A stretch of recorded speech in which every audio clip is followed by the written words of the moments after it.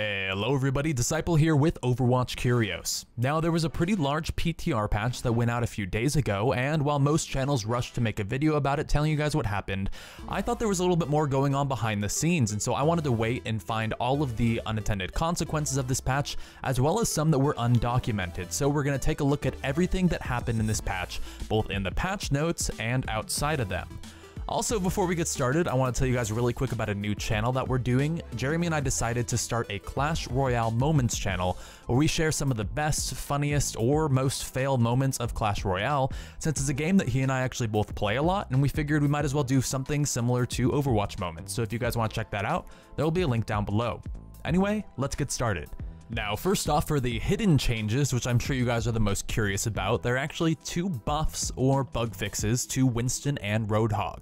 Winston now heals to full even if he's damaged by the biotic grenade, which was interesting because before it was specifically coded that he would only go up to 500 health if he was affected by that. Now, it's super odd because Winston's ultimate isn't actually healing, and we can see this by the fact that he doesn't gain any fire from it, and there's no healing stat tracked for Winston at all. Instead, it just sets his health to 1000, and now it's going to go back to 1000 even if Ana hits him, which means he's actually much stronger against Ana, since even if he gets brought low, he can still ult and continue pounding on her, and having 500 more health against an Ana, who is a very common support, is going to be absolutely huge, and I expect that Winston will get even more popular, especially since dive comps are very popular.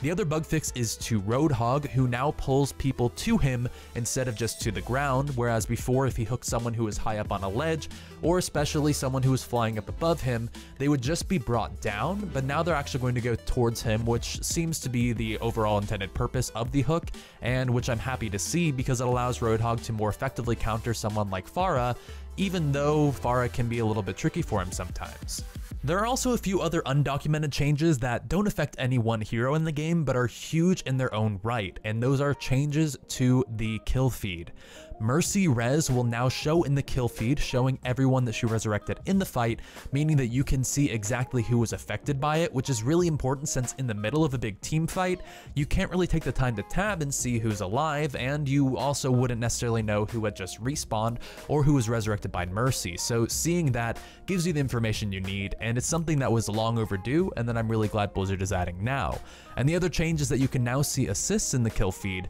as a small little window next to the overall killer, meaning that not only will you give credit to supports and other heroes who contribute to kills, but the enemy can do a little bit better job of identifying who's killing them and how exactly to best respond to it. So those were the undocumented changes. Now let's get into what was actually in the patch and analyze how it's going to impact the game.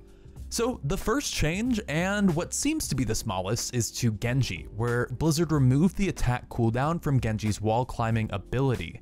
Now, if you guys have played him, you might have noticed that after you climb a wall, there's a little bit of an artificial delay before you can attack again. Now, this delay has been removed, and while they call it a quality of life change, I really disagree with that because, by definition, it's a buff. A quality of life change is something that improves the feel of something but doesn't actually make it stronger, while this flat out makes Genji a more powerful hero since you can do more damage in a shorter period of time.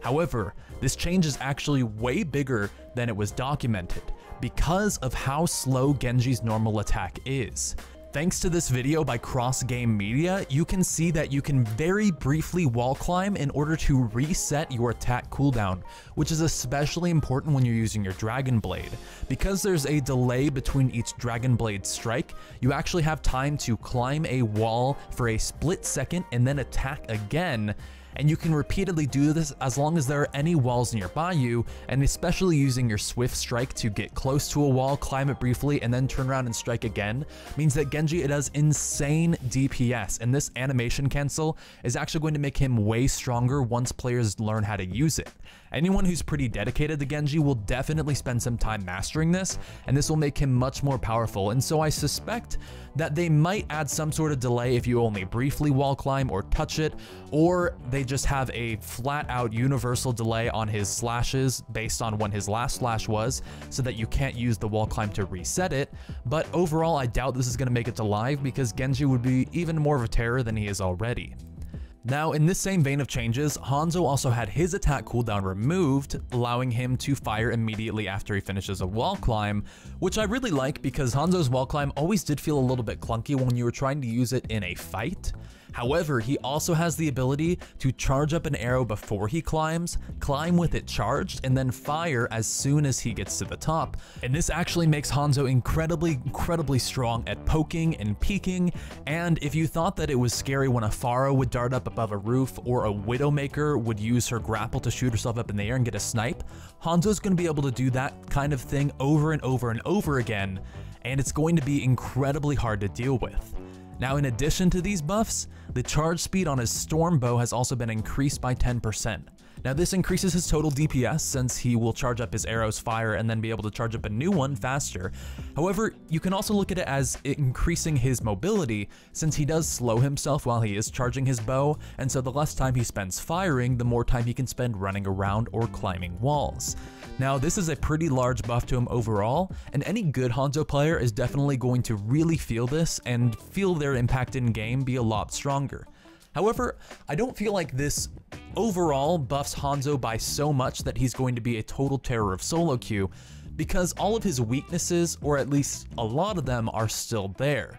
Players who aren't able to very reliably hit headshots on Hanzo are still going to do very unreliable DPS compared to someone like McCree or Soldier, and you're still going to be vulnerable to the pressure of dives, which, unless you are an absolute god at using your scatter shot and headshotting, you're just going to be killed by someone like Winston or Tracer, who can just jump on or around you and kill you faster than you can hit them.